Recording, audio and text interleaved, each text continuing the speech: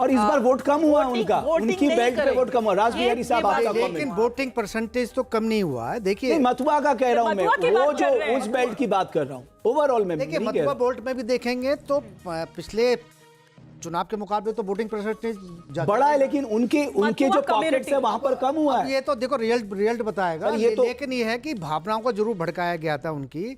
दूसरी बात है कि पश्चिम बंगाल में केवल 27 लाख लोगों के वोट कटे हैं। कटने तो ज्यादा थे, क्योंकि बहुत बड़ी संख्या में ऐसे लोग भी हैं जो घुसपैठियों के तौर पे आए और जिनका राशन कार्ड और आधार कार्ड बना और वो वोटर बन गए। उन्होंने अपने कागज भी जमा कर दिए। ऐसे भी बहुत बड़ी संख्या वोट है कि जो ये नहीं बता पा रहे हैं कि हमारा तो आपका निकास कहां से, आप किस जिले के? यही तो बात है। बीजेपी ने इस चीज की गारंटी दी थी ना। खुद अमित शाह हर मंच से, खुद प्रधानमंत्री नरेंद्र मोदी हर मंच से ये कहते हुए नजर आए। वो यही तो कह रहे हैं कि ठगा हुआ फील कर रहे हैं हम। आप देखिए ना कि कितने लोग, कितने 7 लाख या 9 लाख समथिंग कुछ इस तरह से है। इतने सालों बाद अगर आपको दोबारा प्रूफ करना पड़े। एक मिनट में आपको रोकूंगा। शुभेंदु अधिकारी क्या कुछ कह रहे, सुन लेते हैं। ভবানীপুরে ধরুন 20 রাউন্ডে কাউন্টিং কমপ্লিট হবে, 17 রাউন্ডে ডিক্লেয়ার হবে। আমি যেটা ইনিশিয়াল অ্যানালাইসিস করেছি, অল্প ইভিএম বেরিয়েছে। এটাকে খুব বড় কিছু করে দেখানো ঠিক না। তাতে হিন্দু ইভিএম বিজেপির আর মুসলিম ইভিএম টিএমসির, তবে আগের মতো নয়। মানে হাই কনসলিডেশন যেটা ওনারা করেছিলেন 21 আর 24, তো হাই কনসলিডেশন হয়নি, ক্র্যাক হয়েছে। মালদাতে বা মুর্শিদাবাদের বহু সিটে বা উত্তর দিনাজপুরেও যেটুকু নিয়েছি, করণদিঘি বা অন্য জায়গায় কংগ্রেস ভালো ভোট কোনো ইভিএমে পেয়েছে মুসলিম বেল্টে। ইনিশিয়াল এই 1-2 রাউন্ড চলছে। আর আমার নন্দীগ্রামে ফার্স্ট রাউন্ড আমি পেয়ে গেছি, 3000 লিড আছে। এটা 18 রাউন্ড অবধি যাবে। এটাতে আমার এক্সপেক্ট ছিল 1100 লিড পাবো, এটা আমি থ্রাইস পেয়েছি, 3 गुण पीछे। दादा अभी जो रुझान आए हैं, अभी जो रुझान आए हैं, क्या सरकार भाजपा कर रहा है, ये मान के चलिए। आप लोग का जो चल रहा था, जो इनिशियल ट्रेंड रहा है 135 plus BJP, 100 approx teams. Nandigram और भवानीपुर का क्या रिपोर्ट मिला है आपको अभी तक? देखिए भवानीपुर में तो इनिशियली तो टक्कर रहेगा। ये जो पहले राउंड हुआ है इसमें 14 जो बूथ है, 6 मुस्लिम प्रॉन बूथ है। उसमें भी वो लोग जो 90-95% मुस्लिम वोट को पिछले बार मिलता था, इस बार नहीं मिला, क्रैक है।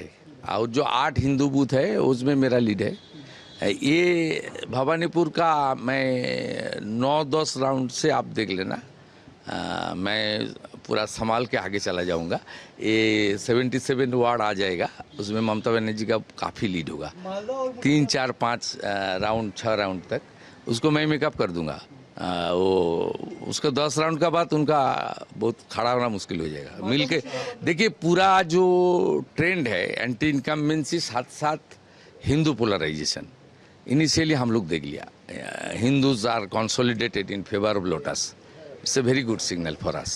In Nandigram, I had in first round more than 3000 vote, only 14 booth counted, and मेरा जो इंटरनल कैलकुलेशन था 1100 वोट में लीड होना था, उसमें मैं 3 गुना लीड में चल रहा हूँ। देखना दादा, बीजेपी को बढ़त मिल रही है कई सीटों पे, टीएमसी पीछे चल रही है उन इलाकों में भी जहाँ पे मुस्लिम बहुल क्षेत्र ज्यादा है। मुस्लिम वोट बाइफरकेशन हुआ है, खास करके मालदा, मुर्शिदाबाद, उत्तर दिनाजपुर में बाइफरकेशन हुआ है। और जो साउथ बंगाल और कोच बिहार जो मुस्लिम ज़्यादा टीएमसी को दे रहा है इनिशियली। तो जो सेंस मिल रहा है शुभेंदु अधिकारी की बात को ही हम विकास चंद्रा से पूछते हैं। उनका ये कहना है कि हिंदू कंसोलिडेशन हमारे पक्ष पे हुआ है, मुस्लिम कंसोलिडेशन इस बार नहीं हुआ। मुस्लिम वोट बटा है कांग्रेस, लेफ्ट और टीएमसी के बीच में, उसका सीधा फायदा हमको मिल रहा है।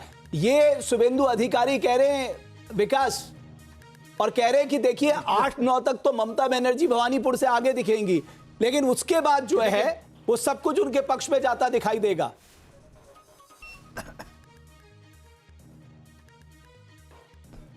वो इस आधार पे कह रहे हैं कि जो इसके मुस्लिम बाहुल इलाके हैं वहाँ के जो बूथ खुलेंगे तो निश्चित तौर पर ममता बनर्जी आगे जाएंगी, क्योंकि यहाँ पर मुस्लिम समाज में कोई डिवीजन मैंने नहीं दिखाई दिया मुझे। सब लोग एकदम आंख मूंद कर टीएमसी के साथ थे। और जो हिंदू इलाके हैं उसका जब टीएमसी जो ईवीएम खुलेगा तो बीजेपी को लीड मिल जाएगी। ये इसी आधार पर शुभेंदु अधिकारी कर रहे हैं। मैं शुरू से कह रहा हूँ कि भवानीपुर में भी ममता बनर्जी के लिए राह आसान नहीं है, मैदान खुला नहीं है, यहाँ कांटे की टक्कर है, क्योंकि यहाँ अगर एक विकास में रोकूंगा आपको। दिलीप घोष साहब भारतीय जनता पार्टी के बहुत वरिष्ठ नेता है पश्चिम बंगाल से, हमारे साथ जुड़ चुके हैं। दिलीप घोष साहब, बहुत धन्यवाद आपका न्यूज नेशन के मंच पे आने के लिए। हालांकि शुरुआती रुझान में आपने लगातार बढ़त बनाई हुई है, आपको लग रहा है ये बढ़त हमें लास्ट तक दिखाई देगी, बल्कि अंतर और बढ़ता जाएगा, आपके पक्ष में दिखाई देगा ज्यादातर? जी बराबर। ये तो पोस्टल बैलेट का काउंटिंग हुआ है, अभी फर्स्ट राउंड शायद शुरू हुआ, कहीं कहीं उसका रिजल्ट आया नहीं है। इसलिए सरकारी कर्मचारी जो ममता जी के साथ है उनको बहुत रुझाने का प्रयास किया, वो भी उनके साथ नहीं रहे लास्ट तक। और जनता की जो वोटिंग हुई है, जो लोगों ने धूप में बारिश में खड़ा होकर 95% के ऊपर वोटिंग किया है, इसका भी नतीजा चौंकाने वाला आएगा। और ज़बरदस्त ट्रेंड है परिवर्तन की तरफ। भाजपा बहुत आगे जाएगा, लास्ट में बिहार की तरह ना हो जाए, एक तरफ ना हो जाए। शुभेंदु अधिकारी कह रहे हैं कि इस बार मुस्लिम वोट बटा है और हिंदू वोट हमारे पक्ष में कंसोलिडेट हुआ है पूरी तरह से। आपको भी यही लग रहा है?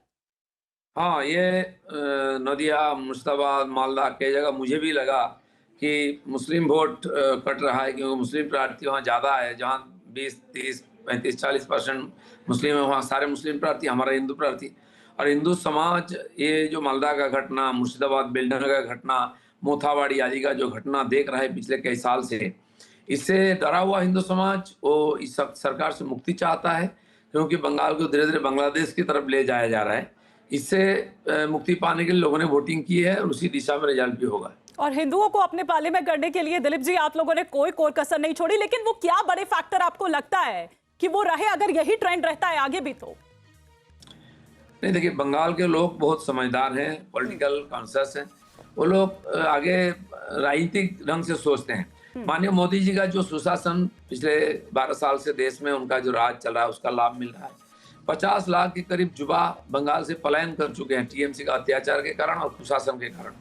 उनको भी लग रहा है कि देश बहुत आगे बढ़ रहा है, बंगाल उल्टा तरफ जा रहे हैं, बांग्लादेश तरफ। उसको भी सीधा लाना है बंगाल देश के साथ। हमें भी डेवलपमेंट चाहिए, हमें भी घर में रहकर अपने परिवारों के साथ जीवन बिताना चाहिए। इसलिए वो भी वोटिंग करेंगे, आए 50 लाख युवा। और बाकी महिलाओं की हालत तो बहुत दयनीय है। आरजीकर से लेकर के जोका और लॉ कॉलेज की जो घटना है, पूरा देश का आंख खोल दिया है। तो हर दृष्टि से बंगाल आज परिवर्तन की तरफ देख रहा है, लोग यहाँ से मुक्ति चाह रहे हैं। ओके, दिलीप घोष साहब, आपको क्या लगता है नेशनल पॉलिटिक्स में पश्चिम बंगाल आपका जीतना, अगर ये रुझान इसी तरह से नतीजों में तब्दील होते रहे, आपको लगता है ये सबसे बड़ी ऐतिहासिक घटना होगी और 2029 में आपके लिए मुझे लगता है बहुत बड़ी मददगार साबित होगी ये जीत? जी बिल्कुल। बंगाल के लोग, राष्ट्रवादी लोग 75 ईयर से इंतजार कर रहे हैं। जनसंघ जब से स्थापना हुआ, श्यामा प्रसाद मुखर्जी ने अखंड भारत के लिए बलिदान दिया कश्मीर में, उनको श्रद्धांजलि देने के लिए हमें इसको जीतना जरूरी है। और जनता भी उनको श्रद्धांजलि देना चाहती है, जिनका देन है। जनसंघ का भी वो फादर फिगर है। और जो बंगाल है, हिंदू होमलैंड बंगालियों का, वो भी आज खतरे में है। इसलिए उनके जनक को लोगों ने श्रद्धांजलि देंगे बीजेपी की सरकार।